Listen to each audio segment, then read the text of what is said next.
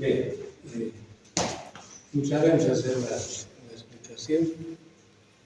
Entonces, estamos hablando de estabilidad, peralte y salario mínimo. Obviamente, estas cosas se fundamentan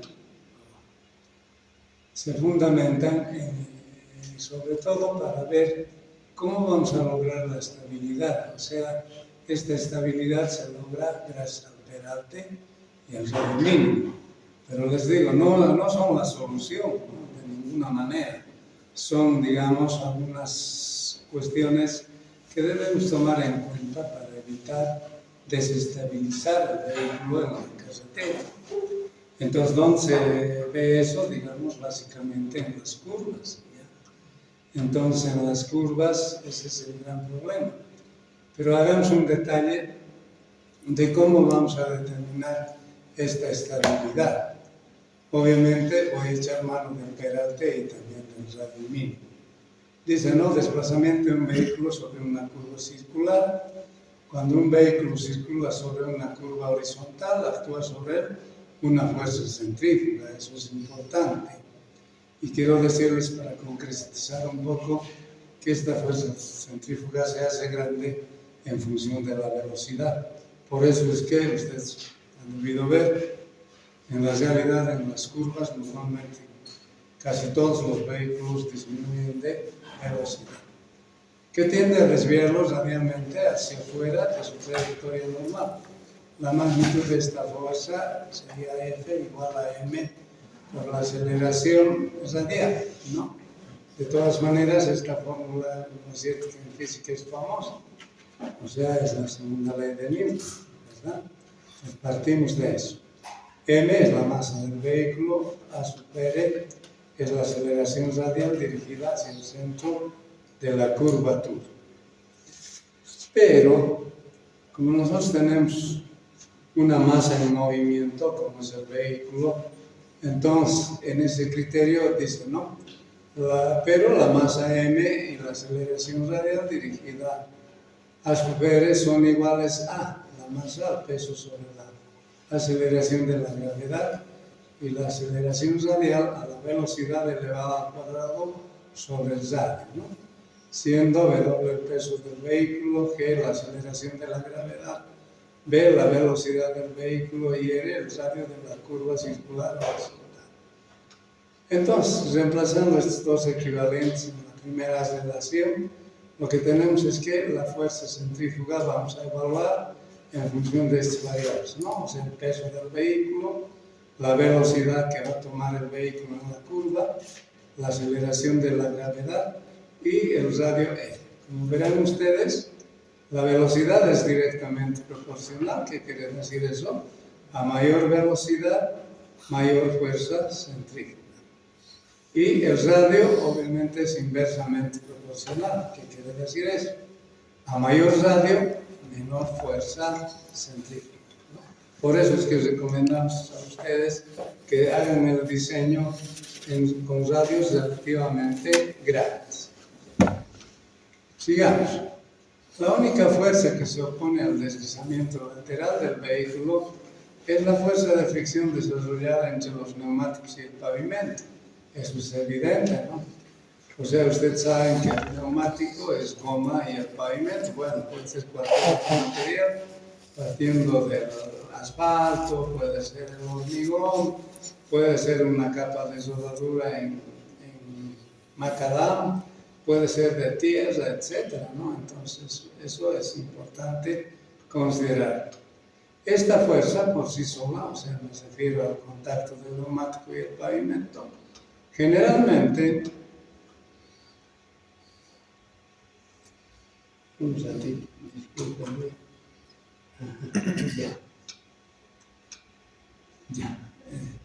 generalmente no es suficiente para impedir el deslizamiento transversal. Por lo tanto, será necesario buscarle un complemento como es el peralte. ¿Qué es el peralte? Eso es lo que vamos a definir, ¿ya? Y acá podemos leer algún párrafo que define esa situación. Dice, ¿no? Es la inclinación de la calzada transversalmente, como se muestra en el croquis adjunto.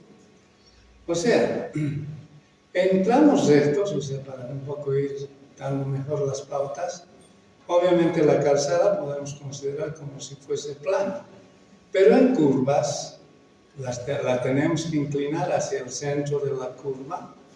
¿Ya? ¿Para qué? Para hacer que esta fuerza F no sea, digamos, en este caso, o no actúe en toda su magnitud, sino que tengamos la posibilidad de contener a este vehículo. ¿De acuerdo? Entonces, ese es el objetivo. Entonces, la fuerza F sub R estará acá. O sea que es una fuerza resistente que evita que el vehículo se salga de la carretera. En todo caso, en ese criterio, ya, o sea, ¿por qué usamos el peralte? Porque queremos que esta fuerza F descompuesta, paralela al plano, y esta fuerza, aunque no es fuerza, es peso, ¿sí? Descompuesta también esté paralela al plano. Entonces, estas dos fuerzas logren equilibrarse. Pero eso no va a suceder. ¿Por qué no va a suceder?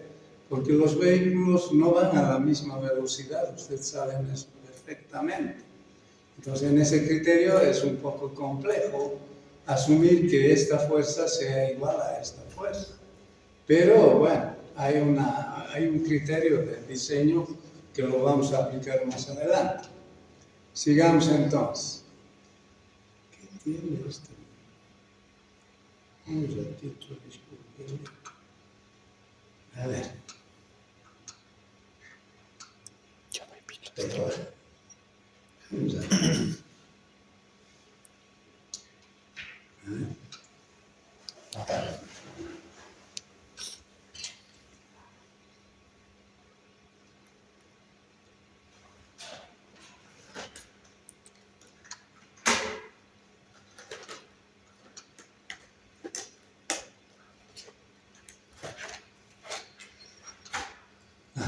Ya. Dice, ¿no? Es necesario hacer notar que el peralte resulta ser el ángulo θ.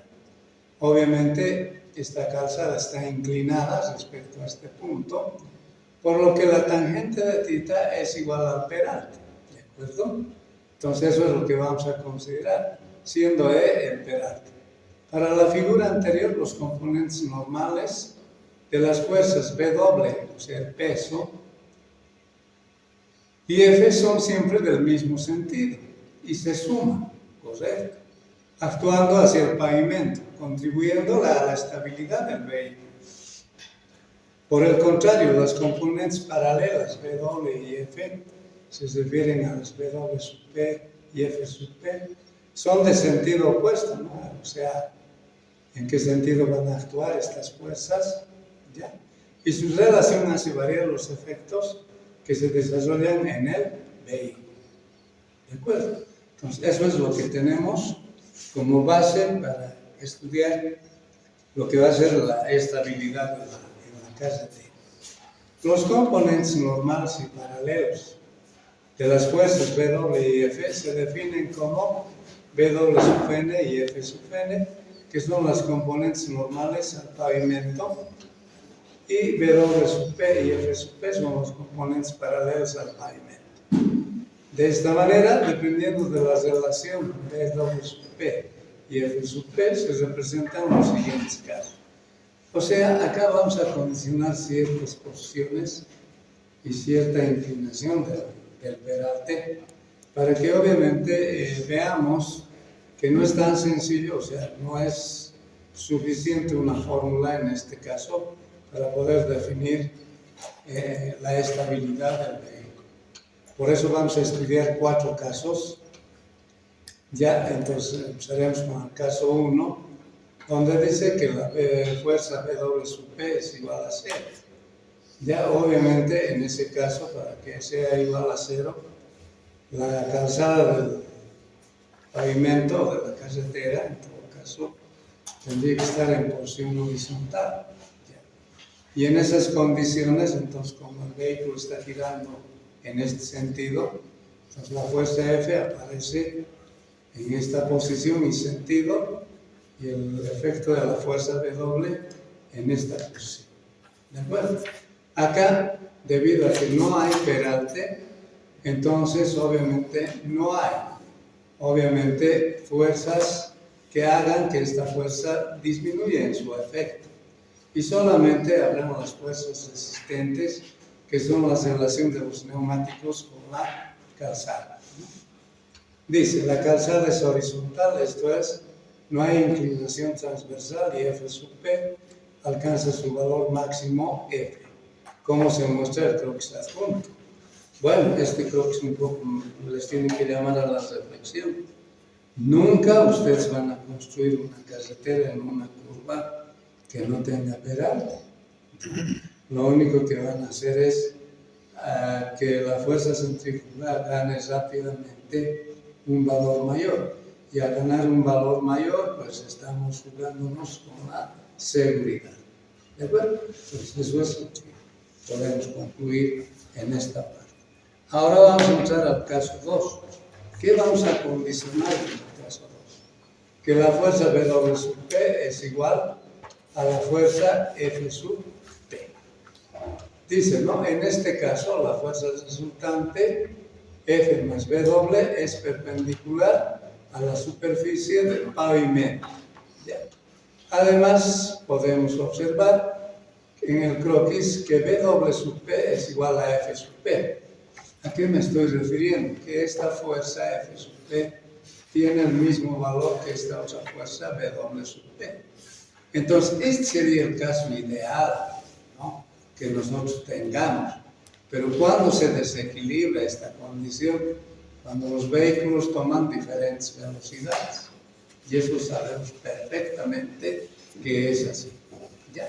Si lograríamos, aunque eso es imposible, solamente en hipótesis podemos decir esta condición, entonces fácilmente podemos deducir la fórmula de la inclinación de este pedal.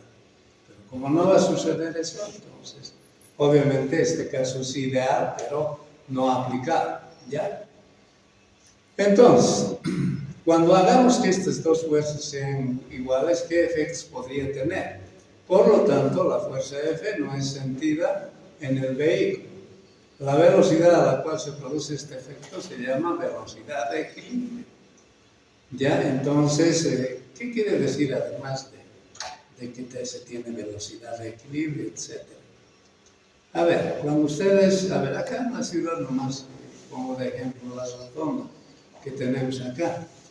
Cuando accedemos a esa rotonda, no importa de norte a sur, obviamente hacemos un giro, por ejemplo, si estoy viniendo de norte a sur, un giro a la derecha. Y obviamente la fuerza centrífuga hace que yo me incline a este lado. Cuando llegamos a un punto determinado, entonces el vehículo empieza a girar en el otro sentido. Entonces, la fuerza centrífuga cambia de dirección y se nota en el otro sentido. ¿Y qué quiere decir esta fuerza o velocidad de equilibrio? Que si diseñaríamos en estas condiciones, no tendríamos o no sentiríamos esa fuerza transversal. Pues todo sería más cómodo. Pero, ojo, fíjense cuánto de radio le dan a esa rotonda. Es una rotonda de forma circular. ¿Qué radio creen que tiene? ¿20 metros? Debe ser, ¿no? 20 metros. ¿Sí? Entonces, fíjense, 20 metros, por eso. Ustedes tienen que tener especial cuidado cuando le dan un valor de 20 metros para velocidad de, qué sé yo, ahí debemos ingresar, obviamente, con unos 20 kilómetros hora. No creo que ingresemos con más. Se siente, ¿ves? Se siente. Entonces, ese es el problema. Por eso que los radios tienen que ser más grandes. En áreas urbanas es difícil que yo pueda construir unas rotondas de 100 metros, por ejemplo. Imposible. ¿No es cierto? Entonces, esas son las consecuencias, de todas maneras, cuando nosotros aplicamos los criterios respectivos. Ahora vamos a hacer un pequeño criterio de análisis. ¿Ya? F sub P dice es igual a F por el coseno de θ. Estamos trabajando con esta fuerza y este ángulo, ¿no?, que por condiciones geométricas se me reproduce en esa posición. ¿ya? Y W sub P es igual a W por el seno de θ. Igual este ángulo θ se nos reproduce en esta posición. Y bueno, actuando o tomando en cuenta esta fuerza W, calculamos W sub P. Entonces tenemos los equivalentes y haciendo la condición de F sub P igual a W sub P, igualamos o reemplazamos antes y igualamos. Y haciendo algunas operaciones, por ejemplo, hago seno sobre coseno, que esto sabemos que es igual trigonométricamente a la tangente. Y ya hemos definido que la tangente es lateral. ¿Ya? Tenemos aquí la fuerza F, pero también hemos indicado que esta fuerza F obviamente es igual al peso por la velocidad sobre la aceleración de la gravedad por el coeficiente. A ver, me estoy refiriendo a esta forma. A esta. Por R, ¿no? A esta. O sea, estamos reemplazando esta fórmula, que obviamente lo hemos visto acá, en esta fórmula. Y lo que tenemos acá es lo que hemos querido explicar.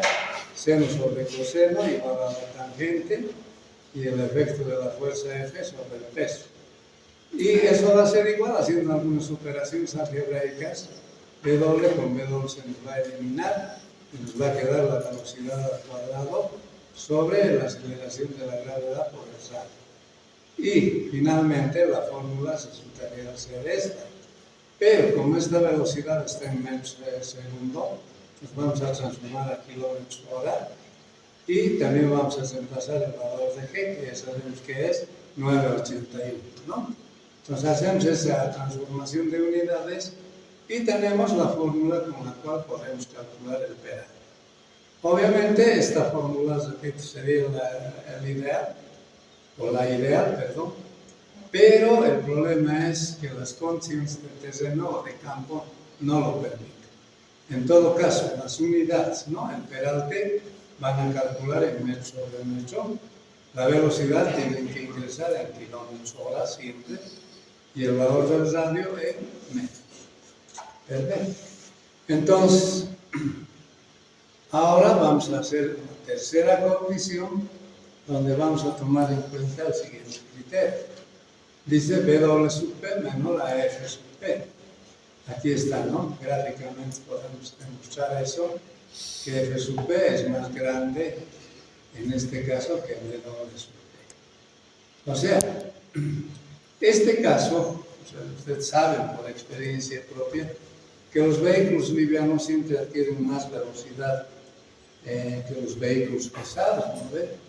Entonces, como dice este párrafo, vamos a leer, dice, ¿no? Como se va a observar el croquis, la fuerza F sub P es predominante. Por lo tanto, el vehículo tiende a deslizarse hacia el exterior de la curva y el volcamiento, en este caso, es típico en vehículos livianos. ¿De acuerdo? Entonces, la fuerza W sub P, como pueden observar, no es suficiente para contrarrestar a la F sub P. Haciendo un análisis, lo que queremos es lograr la estabilidad del vehículo. Entonces, ustedes saben, ¿no?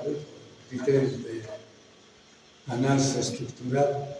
Si queremos que cualquier elemento sea estable y le cargamos, entonces sabemos que tenemos que hacer conservación de fuerzas. Pues eso es lo que vamos a hacer, o sea, la condición de fuerzas. Vamos a asumir que, por ejemplo, que a la izquierda las fuerzas sean positivas y a la derecha sean negativas. ¿De acuerdo? Entonces, W sub P y F sub R se van a sumar. Entonces, eso es lo que hacemos, dice, ¿no? Haciendo el equilibrio de fuerzas en el plano inclinado de la calzada. La sumatoria de fuerzas es igual a 0, considerando que las fuerzas a la derecha e izquierda son positivas. Hacemos ese análisis, ya.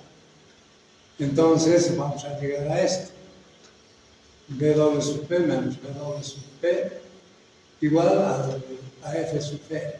¿Qué es F sub R? Es una fuerza resistente. Por criterios físicos sabemos que una fuerza resistente es igual a la fuerza normal multiplicado por el coeficiente de rozamiento transversal. ¿De acuerdo? Entonces, acá lo que vamos a hacer es reemplazar esta fórmula 8 en esta fórmula 9. Y lo que nos va a quedar es que F sub P menos W sub P es igual a F sub N más W sub N multiplicado por el coeficiente de rozamiento transversal. ¿Ya?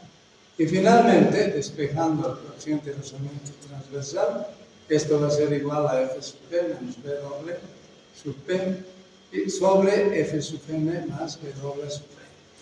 Pero acá quiero que tomen en cuenta un criterio que obviamente recomiendo a todos los estudios. Para ese efecto voy a volver a este croquis.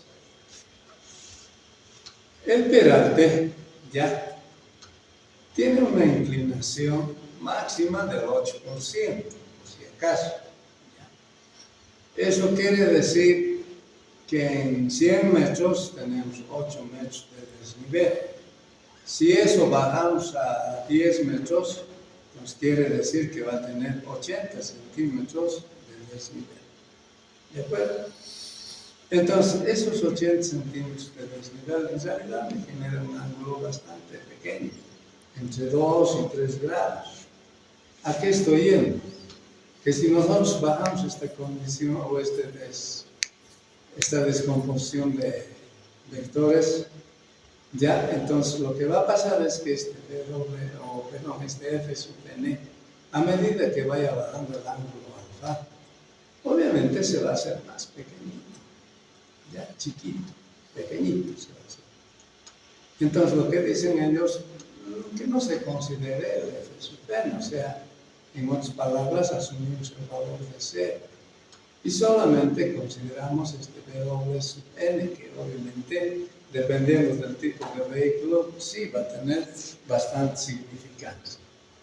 Entonces, en ese criterio, ya, lo que estamos haciendo es borrarle el F sub N acá y solo considerar el W sub N. Reemplazando los equivalentes, entonces, F sub P es F por el coseno de tita y W sub P es W por el seno de tita y W sub N es W por el coseno de tita. Separando en cada sumando, nos llegamos a mostrar esto. En este primer caso, por ejemplo, coseno con coseno se nos va a eliminar. ¿Ve? En este segundo sumando, W, o sea, peso con peso también se va a eliminar. Pero sabemos que seno sobre coseno es tangente. Finalmente, ya la fuerza resistente transversal va a ser igual al efecto de la fuerza F, que es igual a W por la velocidad elevado al cuadrado sobre la aceleración de la gravedad por el radio sobre el peso del vehículo, menos E. Entonces, haciendo sus operaciones algebraicas acá, W con W se nos va a eliminar y nos va a quedar directamente velocidad elevada al cuadrado sobre G por R menos el peralte. Y finalmente vamos a llevar este peralte a este otro miembro y nos va a quedar E más FRT igual a la velocidad elevada al cuadrado sobre la aceleración dividido entre o multiplicado por el radio. ¿Ya? Y finalmente ya nos quedamos con esa fórmula, o sea, digo nos quedamos, pero antes reemplazamos el valor de G, que va a estar en metros sobre segundo al cuadrado, y esta velocidad V va a estar en metros sobre segundo, por si acaso, ¿no? Entonces, haciendo esa transformación de unidades, lo que vamos a tener es finalmente esa fórmula que está escrita en recuadro, o sea, me refiero a esta fórmula. ¿Ya? Entonces, eso es lo que va a suceder. De esta pequeña relación que ustedes observan a la derecha, nos guardaremos un momentito, ya les explico enseguida por qué. Ahora, por si acaso las unidades siempre es pertinente en estas fórmulas. E es el peralte que va a estar dado en metro sobre metro, FRT es el coeficiente de rozamiento transversal, B es la velocidad del proyecto específico, que sería en kilómetros hora, y R es el radio de la curva circular. ¿De acuerdo? Entonces, esa es la fórmula que tenemos. Ahora vienen las recomendaciones. ¿Cuánto va a ser el valor del coeficiente de rozamiento transversal? Fíjense, es parte de la fórmula. Entonces, esta tablita es recomendación del manual de la ABC, donde considera, bueno, lo hemos copiado igualito como dice el manual, pero aquí cabe una explicación adicional, ¿ya? Para caminos, dice, o sea, para el manual, caminos son aquellas vías que tienen entre 30 a 80 kilómetros hora, ¿ya? Y carreteras son desde 80 a 120 kilómetros hora. ¿De acuerdo? Entonces, ahí empieza el error de criterio o de apreciación, más de criterio. ¿Por qué? Porque en Bolivia tenemos carreteras desde 40 kilómetros hora hasta 80 kilómetros carretera. Pero acá supuestamente tendrían que ser caminos. Pero, por ejemplo, según la normativa boliviana, no tenemos carreteras de más de 80 kilómetros hora. Ustedes saben, la carretera Oruro-La Paz es en una topografía llana, ondulada en algunos sectores, pero ahí la velocidad máxima es 80. ¿De acuerdo? Entonces, ¿qué quiere decir eso? Que nosotros en realidad no siempre vamos a tener caminos en este rango de velocidad, sino también vamos a tener carreteras. ¿De acuerdo? Entonces, para poder usar lo que viene después es lo siguiente: el peralte máximo.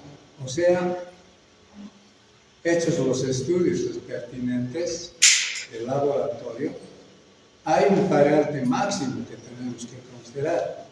Por ejemplo, para caminos, o sea, para velocidad seremos más explícitos. En 70 a 80 máximo puedo usar 7%. En una carretera entre 80 y 120, 8%. Eso ya es norma. Ya no lo podemos calcular un otro valor que sea mayor al que nos indica ahí. ¿Ya?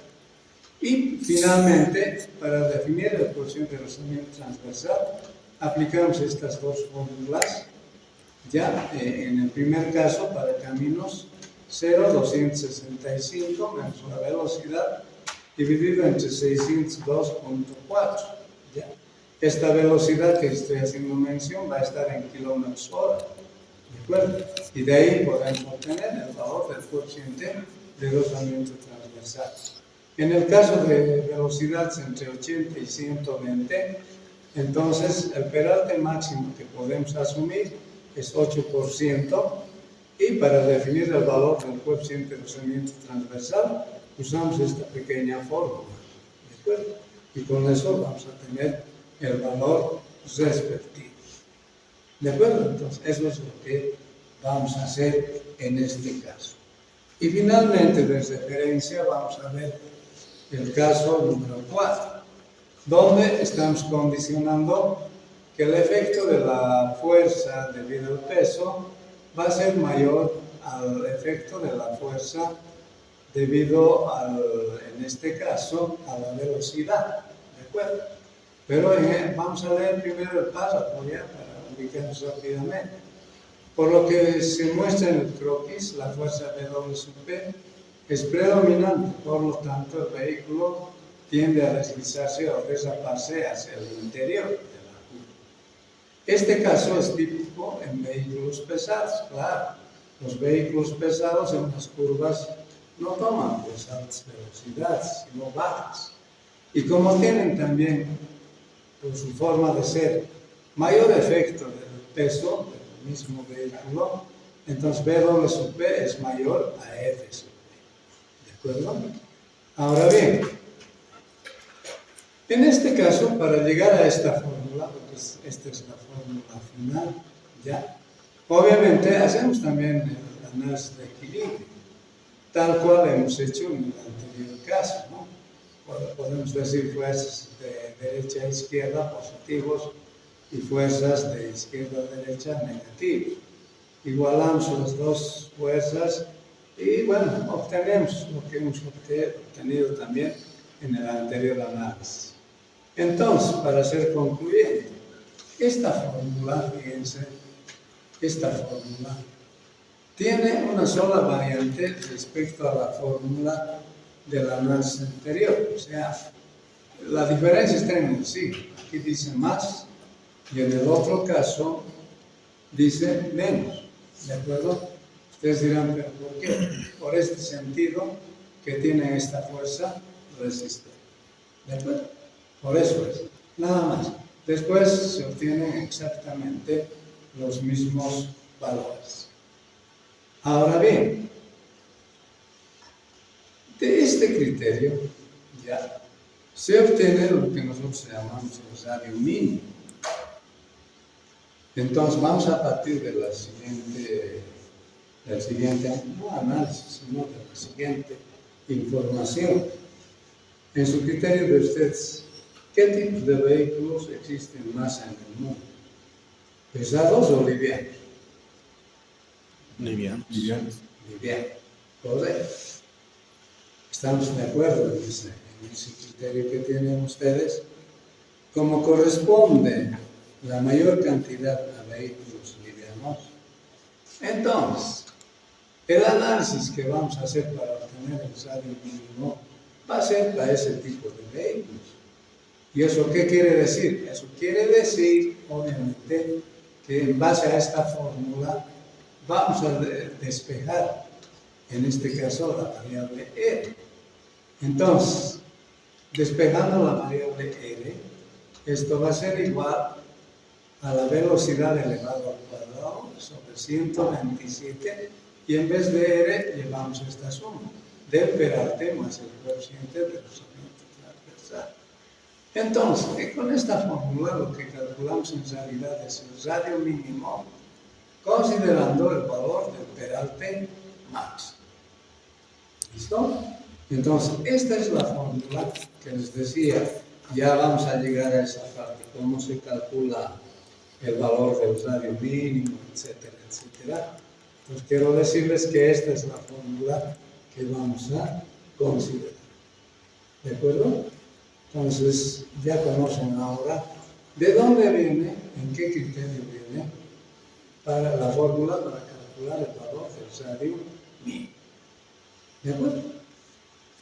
Muy bien, entonces ya sabemos de dónde viene esa fórmula. En todo caso, los análisis que hemos visto corresponden a radios mínimos. Ya por eso hemos despegado también ese radio mínimo. Pero ¿qué pasa si el radio es más grande que el mínimo? Pues ¿cómo vamos a calcular para ese criterio?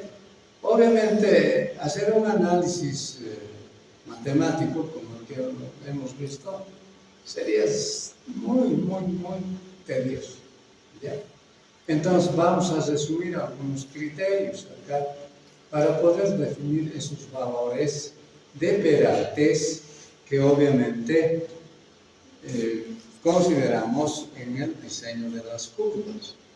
Entonces, dice cálculo del peralte según el manual de la ABC, incluyendo curvas horizontales con radios sobre los mínimos. ¿De acuerdo? Entonces, las anteriores fórmulas que hemos visto son para radios mínimos. ¿De acuerdo? Y lo que vamos a ver nosotros ahora es para radios que sean mayores a los mínimos. ¿De acuerdo?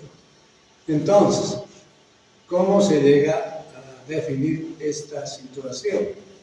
Dice, ¿no? A partir de la ecuación del cálculo de peralte, para el caso del deslizamiento se tiene.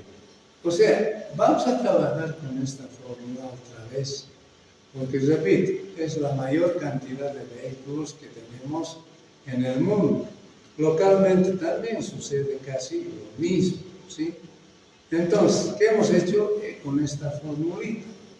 Lo que hemos hecho es expresar una ecuación en función de la velocidad. Entonces esta velocidad se queda ahí, esto pasa a multiplicar ahí, y como está en este miembro, pasa a este otro miembro con signo negativo. ¿Ya? Por eso dice 127 por R multiplicado por el peralte más el coeficiente de rozamiento transversal igual a 0. Ahora bien, lo que vamos a hacer a continuación es considerar los dos casos, ¿no? O sea, para velocidades entre 30 y 80 y para velocidades mayores a 80. En el primer caso, aquí dice, ¿no? Con V doble sub P igual o menor a 80 kilómetros. Ustedes han visto la tablita y en esa tablita tenemos esta relación. ¿Por qué lo tomamos en cuenta esto? Porque esta relación la vamos a traer aquí, ¿de acuerdo? En vez de FRT. Entonces, lo que nos va a quedar es la velocidad elevada al cuadrado menos 127 por R, eso no cambia, por E más el coeficiente de rozamiento transversal. Entonces, de esta ecuación ya vamos a tomar en cuenta la variable B, o sea, la variable de la velocidad. Y haciendo operaciones, obviamente, multiplicando además con R, porque está multiplicando, diríamos, ¿no? Más R por B dividido entre 602.4. Pero como aquí tenemos 127, si dividimos en 602.4, nos sale 0.211. Y por esa razón, entonces la fórmula finalmente va a ser 0.211 de R multiplicado por B, porque estoy multiplicando acá, menos 127 por R, esto, por esta suma, ¿ve? De E más 0.265. Eso igual a 0. ¿De acuerdo? Entonces, ahí tenemos una ecuación donde la variable principal es la velocidad. ¿De acuerdo? Pero tenemos otras dos variables, como son el radio y el peralte. ¿Cómo se resuelve la ecuación?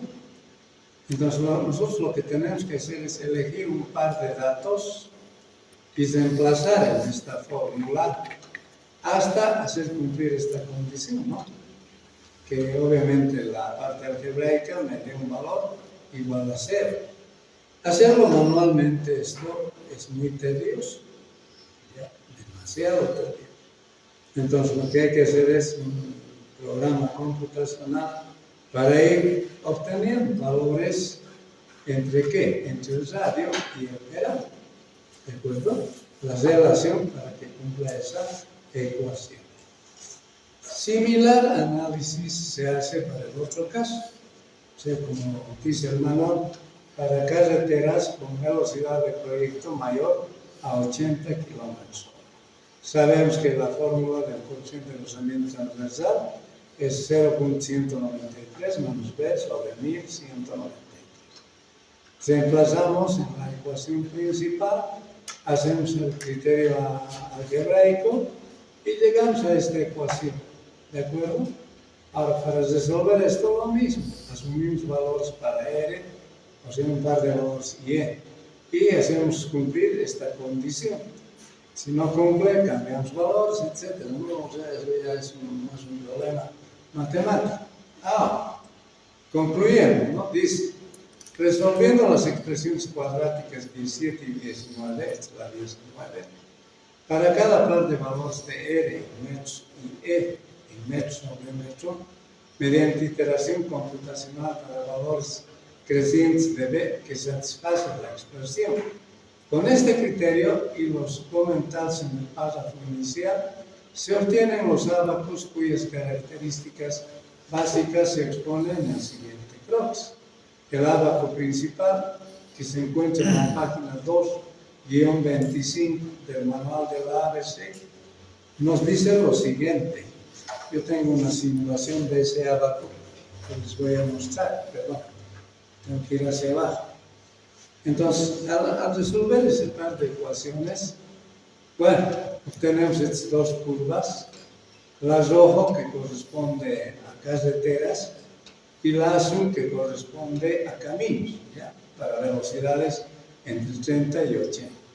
En realidad, en nuestro país lo que nos interesaría sería esta curvita de color azul, ¿de acuerdo? ¿Y cómo lo usaríamos? O sea, nosotros sabemos que el radio mínimo para 30 km/h es 25 metros. Fíjense, 25 metros aquí, cada uno de estos 100, 200, 300, 400, 500. 25 metros está por acá. Por eso que partimos de ahí, ya, con 7%. ¿De acuerdo? Ahora, fíjense, esta curva tiene una recta en el primer tramo, o sea, para ser más preciso, entre 25 y 350 metros. ¿De acuerdo? ¿Por qué digo 350 metros? Porque obviamente 350 metros es el radio mínimo para 80 kilómetros hora. ¿Ya? Entonces, por esa razón, en ese tramo y ese valor de radios, el peralte siempre va a valer 100. Pero, ¿qué pasaría si nosotros trazamos una curva con un radio de 1000 metros? Por ejemplo, esta. Entonces, lo que tenemos que hacer es subir hacia arriba, intersectar ahí y eso traer a esta parte. Entonces, ¿cuánto sería el valor del peralte para esa conciencia? 3.5. ¿Listo? ¿De acuerdo? Entonces, directamente para radios mayores al mínimo, usamos este A. ¿De acuerdo? Ahora bien, ¿qué quieren decir estos recuadros? Esto todavía es más ilustrativo. Muchas veces nosotros decimos que si el abaco tiene error, de repente voy a estimar mal. Y acá vemos, ¿no? Lo siguiente. Dice para radios entre 25. Ustedes saben que 25, ¿qué cosa es? El radio mínimo para una velocidad de 30 kilómetros hora. ¿Ya? Igual o menor a 350, el peralte tiene que ser 7%. Aquí está, aquí está. 7%, hasta 350. Si es de 350 a 2500, nos puede usar esta fórmula, ¿no?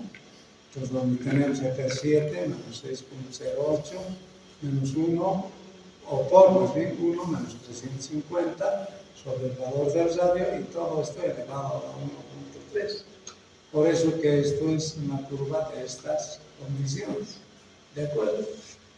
Ahora, si yo tuviera radios sobre los 2500, fíjense, hasta aquí llegar, hasta 3500, entonces el peralte tiene que ser 2%.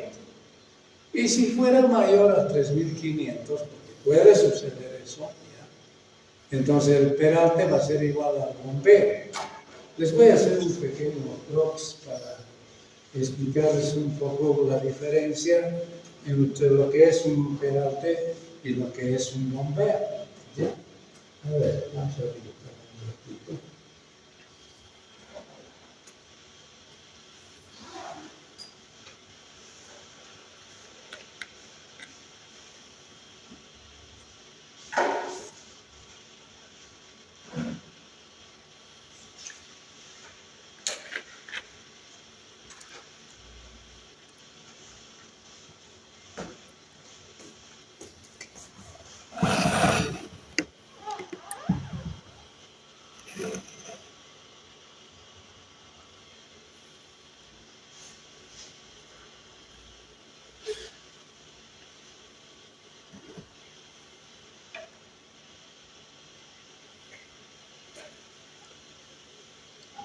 Esto es un peralte. ¿De acuerdo? O sea, estamos inclinando toda la calzada. ¿De acuerdo? Entonces, normalmente los peraltes expresamos en %. ¿Dónde se usa este tipo de sección transversal? Entonces, vamos a decir, usado en curvas. Ahora, vemos el otro caso. Yo quiero que entiendan perfectamente la diferencia entre peralte y bombeo.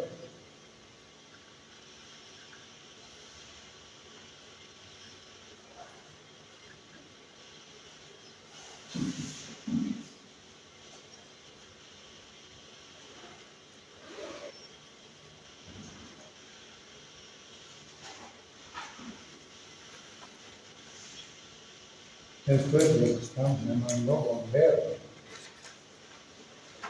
¿Esto dónde se usa? Entonces, esta sección transversal se usa en tramos rectos.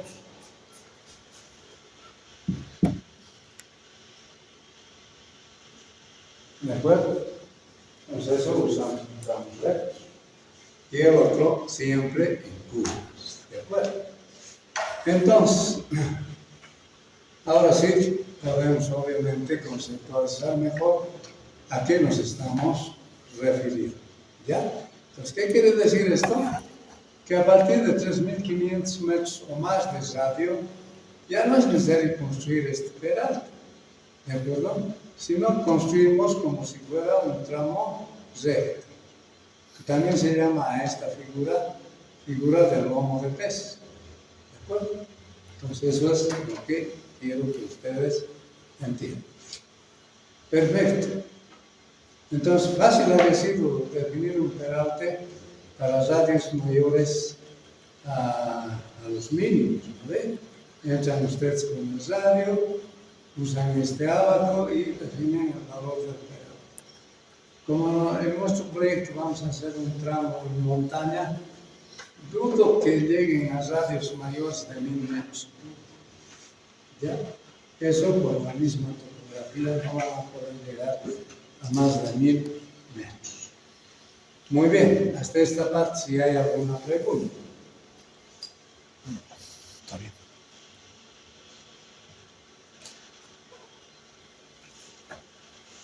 Muy bien. Entonces pasemos a otro criterio que tienen las curvas. No otro criterio, sino otra forma que tenemos que considerar en las curvas. Y eso se refiere a sobreanchos o ensanes. Bueno, este término sobreanchos era lo que más usábamos, pero el manual de la ABC prefiere usar el término de ensanes. ¿De acuerdo? Entonces, a ver, ¿qué dice estos aspectos generales? Dice, ¿no? Sobreancho se denomina la franja adicional transversal de la calzada para cubrir el aumento del espacio ocupado transversalmente por los vehículos al describir las curvas, más las huelgas teóricas adoptadas. Bueno, este término huelga, por si acaso, quiere decir espacio, ¿ya? Pero nosotros usamos más en otro tipo de actividades, no huelga. El sobreancho no podrá darse a costa de una disminución del ancho de la berma o el sobreancho de plataforma, SAP, ¿de acuerdo? Correspondiente a la categoría de la ruta. Entonces, ¿qué les estoy diciendo en otras palabras? Que cuando ustedes construyan una curva de un camino, aparte de darle el peralte, le tienen que calcular el sobreancho. ¿De acuerdo? Entonces, el sobreancho empieza donde inicia la curva, en el inicio de curva, y termina en el fin de la curva, termina la curva. En todo ese tramo, el sobreancho es uniforme, o sea, tiene una sola dimensión. Pero ustedes saben que no puedo hacer acá un corte, entonces no sé, eso sería contraproducente, ¿verdad? Por eso es que hay que hacer estos remates. ¿Ya? Este L sub R se refiere a la longitud del remate. ¿Qué buscamos con eso? Que obviamente el acabado sea bastante estético. Alguna vez, no sé si ustedes han percibido, ¿se puede percibir el sobreancho en curvas normales? No, no se percibe. ¿Ya? Pero como estamos aumentando la sección transversal de este ancho, que se llama sobreancho, entonces el efecto es el siguiente, que este eje que está descrito acá, pues cambia de posición, empieza a cambiar de posición. Además, no se da la misma magnitud para el carril de afuera y el carril de adentro, es diferente. La relación normalmente es 0,70-30. ¿Qué quiero decir? 70% se queda en el carril interno y el 30% se compensa al carril externo. ¿De acuerdo? Eso lo vamos a ver más adelante, especialmente cuando describamos el criterio del manual de la ABC. Pero eso es un sobreancho, ¿de acuerdo? Entonces lo que vamos a ver nosotros es saber cómo se calcula este valor del sobreancho y cómo se calcula esta longitud de remate. ¿De acuerdo? Entonces, lo primero que vamos a ver es cómo se calcula esta longitud de remate. Muy bien. Ahí vemos entonces, ya sabemos el inicio de curva, fin de curva, punto de inflexión, el radio de la curva circular, el sobreancho o ensanche en metros y L sub R es la longitud de remate en metros. Dice cálculo de la longitud de remate L sub R. Entonces aquí asumimos una forma geométrica de un triángulo, ya donde la longitud de remate es el cateto, digamos en este caso el triángulo, y el valor del sobreancho sería el otro cateto. Y la hipotenusa obviamente tiene una inclinación de 1 a m. Para ir concluyendo, hacemos una relación de triángulos en el afán de calcular L sub R. Entonces esa relación la vamos a hacer proporcionalmente. L sub R es A1 y S es AM. ¿De acuerdo? De acá, entonces, ni siquiera despejamos, L sub R va a ser AS sobre E. Siendo L sub R la longitud de remate en metros, S es el sobreancho o ensanche, en metros también, y M, M, en realidad está condicionado por alguna situación de hacer que el acabado sea estético, etcétera, etcétera. Y se llama inclinación de borde. Entonces, según el manual de la ABC, se recomienda usar este valor de 1,5% como valor normal para mantener la estática. ¿De acuerdo? Entonces ya tenemos valores acá. Bueno, lo que no sabemos todavía es calcular ese, enseguida lo vemos cómo vamos a hacer ese cálculo de eso. Pero M, repito, es un valor que ya está condicionado por la norma, así que lo único que hay que hacer es reemplazar. Ahora, la forma, este criterio que ustedes ven en esta figura, es en realidad un criterio que también maneja el manual de la ABC. ¿Qué quiero decir? El manual de la ABC dice que los sobreanchos siempre se deben ubicar en la parte interna de la curva. ¿Ya? Pero no siempre puede suceder eso. Por ejemplo, tenemos este otro caso, donde el sobreancho se le ha aplicado en el centro de los dos carriles. Entonces, lo que pasa es que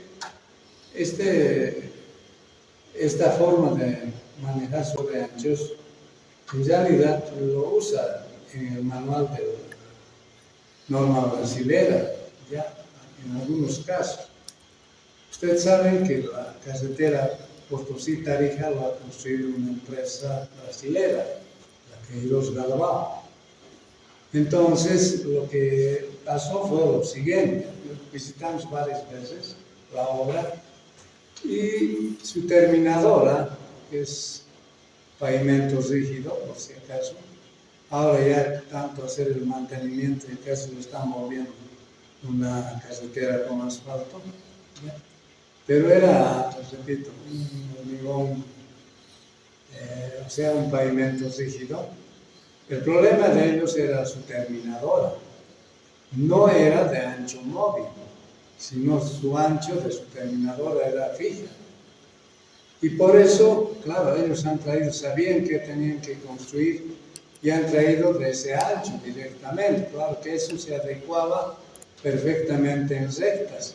El problema era en curvas, ¿ya? Entonces ellos nos explicaron que aplicaron este sistema por esa situación de su terminadora, y lo que hacían era definir el valor del sobreancho y hacían un trazo específico para que hagan el vaciado del carril externo en este caso, y lo mismo para el carril interno, ¿ya?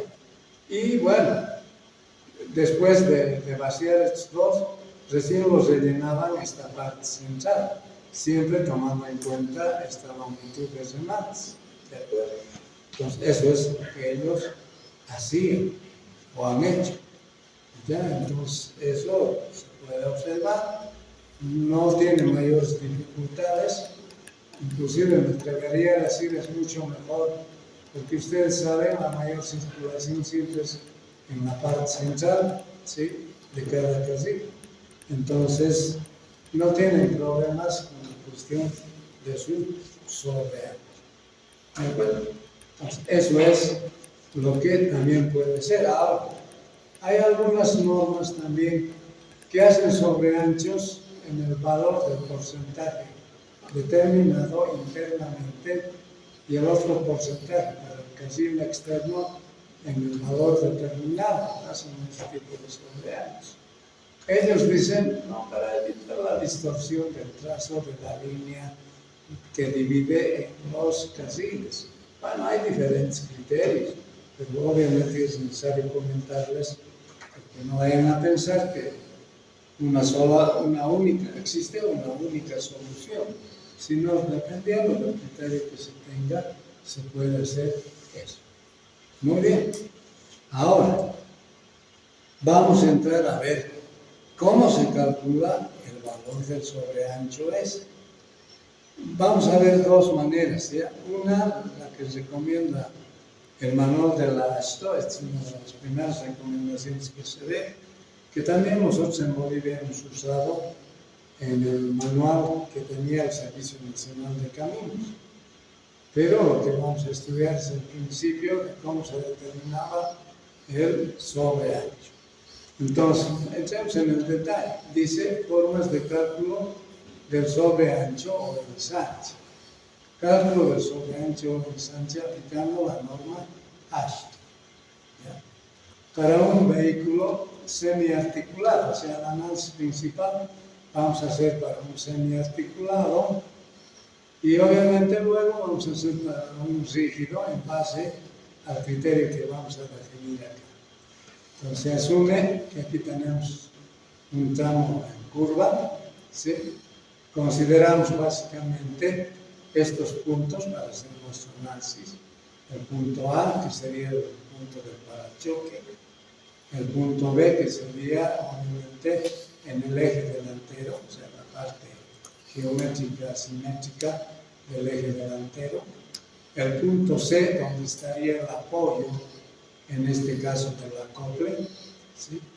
Y el punto D, que sería el punto en el último eje, en este caso, que tuviera el acople, ¿no? En la actualidad estoy viendo muchos modelos, casi todos ya, con dos ejes el tractor y con tres ejes el acople. Entonces no olviden, ¿no? Esta distancia L2 es del eje delantero al último eje trasero del tractor, al último eje. Y esta distancia L3 es desde el punto de apoyo, en este caso de la chata, como dicen otros, o de la acople, como dicen también otros, hasta el último eje también acá. ¿Ya? Esa es la dimensión de L3. Muy bien, entonces eso es medible, puede servirnos de dato. Ahora, el otro criterio dice, ¿no? Según los análisis que se han hecho, el punto B en realidad representa la magnitud del radio de la curva horizontal. Por eso, como observan ustedes el croquis, ya no dice R sub B acá, solo dice R, ¿ya? Porque se asume que es el valor del radio de la curva. Ahora, R sub A es para este punto, R sub C es para este punto y R sub D es para este punto. Obviamente, en un trazo de un arco circular tienen diferentes trayectorias. Entonces, ¿cuáles serían los incógnitas? Resultarían ser R sub A, R sub C y R sub D. ¿Ya? Ahora, para terminar esta parte, ¿cuál es el sobreancho que queremos calcular? Es este valor de S. Pero ese valor de S podemos calcular con este criterio, que S1 valga desde la posición D hasta la posición B, y S2 valga desde la posición B hasta la posición A. Obviamente, para definir el valor del sobreancho, lo que vamos a hacer es sumar S1 más S2. Entonces, ¿qué requerimos nosotros calcular? Acá abajo dice, ¿no?, el croquis, S1 podemos calcular restando el valor de R menos R sub T. ¿Ya? R, que sería este punto, menos R sub T. S2 podríamos calcular restando R sub A menos R, ¿no?, como dice acá. Y el sobreancho total sería la suma de S1 más S2. ¿De acuerdo? Entonces vamos a entrar a calcular los valores de RA, RC y RD con la siguiente condicionante, ¿ya? Fíjense, nosotros al tractor lo podemos trazar un eje de simetría. Sobre ese eje de simetría, ¿no?, con la relación de este radio R sub C, aquí entonces hay una condicionante, que sería un ángulo recto. ¿De acuerdo? Lo mismo sucede en el caso del punto D. O sea, aquí tendríamos el cateto R sub T, el otro cateto que sería R sub 3, pero estos dos catetos estarían relacionados por la condición de tangencia.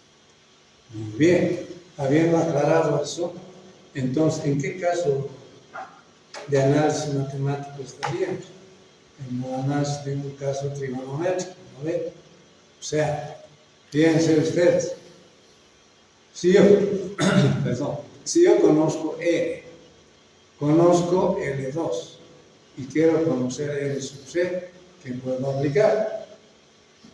Pitágoras. Sí, Pitágoras, porque estamos hablando de lado. Entonces, lo que vamos a hacer es eso. A ver, para ser más precisos, ustedes saben que Pitágoras dice, ¿no?, la hipotenusa al cuadrado, en este caso R al cuadrado, es igual a la suma de los cuadrados de los catetos adyacentes, de los catetos, perdón. Entonces sería L2 elevado al cuadrado más RC elevado al cuadrado, ¿verdad? ¿Sí? Entonces ese es el criterio de análisis que vamos a ver. Y vayamos entonces en ese criterio. Les dice acá, ¿no?, algunas cuestiones para retroalimentar. En el análisis se considera que R sub D es igual a R, siendo R el radio de la curva circular. ¿Ya? A continuación se calcula R sub A, R sub C y R sub D. En las condiciones geométricas que muestra el croquis, tendríamos, ¿no?, el cálculo de R sub C, como es un triángulo rectángulo, obviamente, repito, ¿no?, la hipotenusa al cuadrado es igual al cuadrado del cateto adyacente elevado al cuadrado más el otro cateto elevado al cuadrado. De acá, de esta fórmula, despejamos R sub C. Entonces nos sale esta relacióncita. R sub C igual a la raíz de R al cuadrado menos L sub 2 elevado al cuadrado. ¿De acuerdo? Ahora, para calcular R sub A, a ver, vamos a volver al proxy para poderse orientar. Entonces, R sub A es este componente, ¿no? Entonces, aquí tenemos este componente de un cateto que sería la suma de L1 más L2, y el otro cateto resultaría ser R sub C, ¿verdad? Que ya sabemos cómo se calcula. Entonces, aplicamos de la misma forma Pitágoras, repito, para calcular R sub A. Por Pitágoras dice, ¿no?, R sub A elevado al cuadrado es igual a R sub C elevado al cuadrado más L1, perdón, por L1 más L2, todo eso elevado al cuadrado. Entonces, bueno, desarrollamos algunas variables.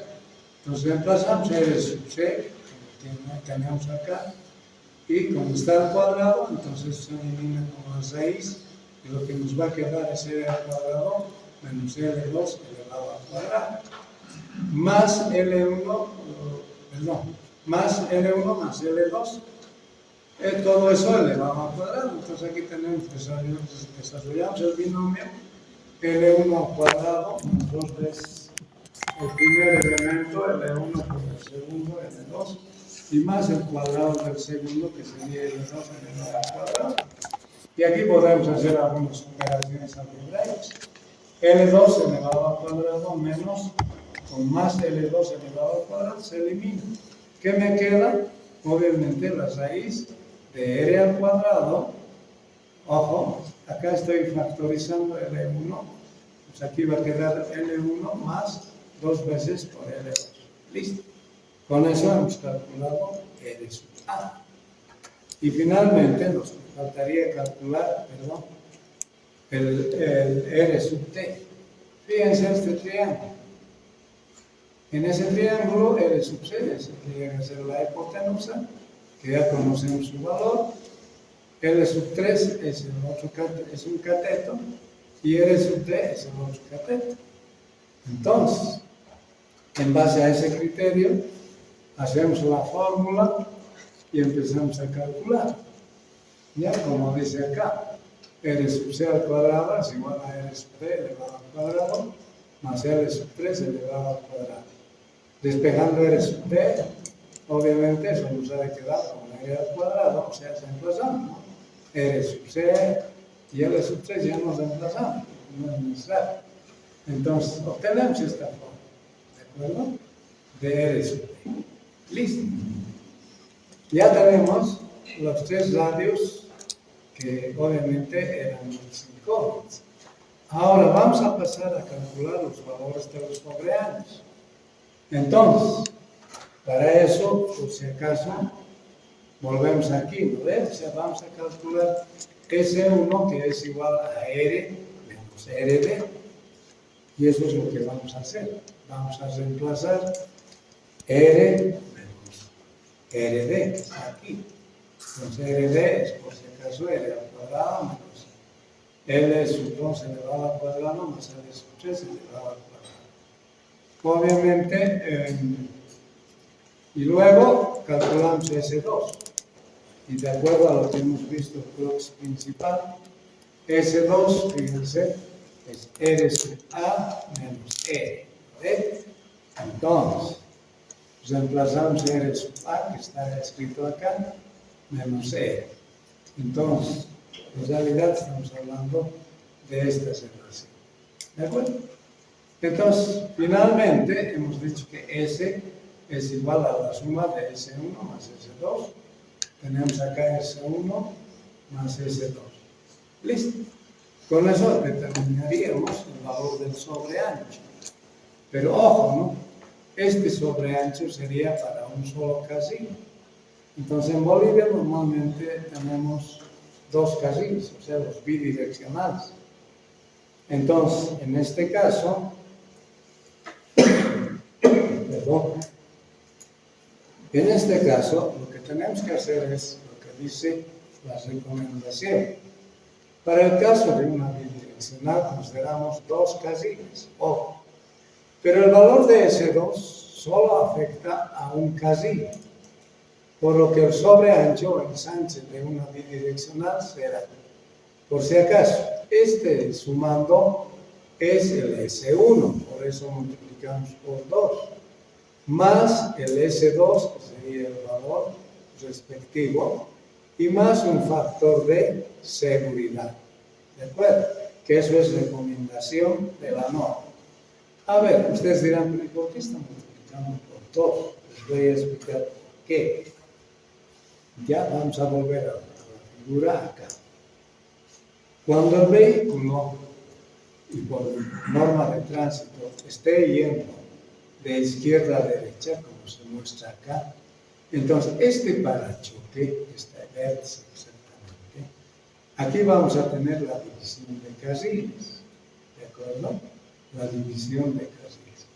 Entonces, por eso es importante que consideremos este ancho de S2. Pero si nosotros lo volcamos, o sea, hacemos que el vehículo venga de derecha a izquierda, entonces este parachoque obviamente se va a salir del ancho de la calzada, pero va a ir sobre la berma. ¿Quién usa la berma? Nadie tiene que usar, eso es un detalle constructivo para darle mayor seguridad a la construcción, ¿no? Entonces, no hay problema de que este parachoque se salga del ancho del casillo. Pero en este caso, cuando va de izquierda a derecha, es pues importante que el parachoque se mantenga dentro del casillo. Y por eso le sumamos este valor de S2 una vez. Y para el retorno, insisto, ya no es necesario sumar. Entonces, por eso se suma una sola vez S2 y dos veces S1, porque acá igual va a existir este tipo de comportamiento. ¿De acuerdo? Entonces, por esa razón, hacemos ese criterio. Ahora, a ver, primero terminaremos de escribir las variables. Donde B sobre 10 por R es el factor de seguridad recomendado por la norma, o sea, acá no se discute. Solamente podemos declarar variables. ¿Qué es B? Es la velocidad de proyecto en kilómetros hora. ¿Qué es R? Es el radio de la curva circular. ¿De acuerdo? L1 es la longitud del parachoque al eje delantero del tractor en metros. L2 es la longitud del eje delantero al último eje trasero del tractor en metros. Y L3 es la longitud del punto C al último eje delantero de la curva. No, aquí hay un error. Longitud del punto C no es el eje delantero, nada de eso. Es del último eje del acople, ¿ya? Al punto de apoyo en el tractor. Ya, así todo lo vamos a corregir. Al punto de apoyo en el tractor. Muy bien, entonces esta fórmula ya nos permite calcular el valor del sobreancho. ¿De acuerdo? Muy bien. Quedaremos acá, la siguiente clase vamos a continuar y obviamente vamos a ver el otro caso más que queremos que usted lo aplique. Esto lo estamos haciendo más en un criterio de ejemplo de cómo calcular los sobreanchos. A no ser, vamos a terminar la clase y me dicen si hay o no hay alguna dificultad o algo que no esté muy claro, quiero decir. De todas maneras, el problema a empezar con este factor de seguridad es muy grande lo que han estimado. ¿Por qué les digo eso? Normalmente este factor casi es la mitad de todo el sobreancho que se va a dar. Entonces, mucho. Y en la norma boliviana eso no va a suceder. O sea, va a ser diferente el criterio de cómo vamos a asumir ese valor. ¿De acuerdo? ¿Alguna pregunta?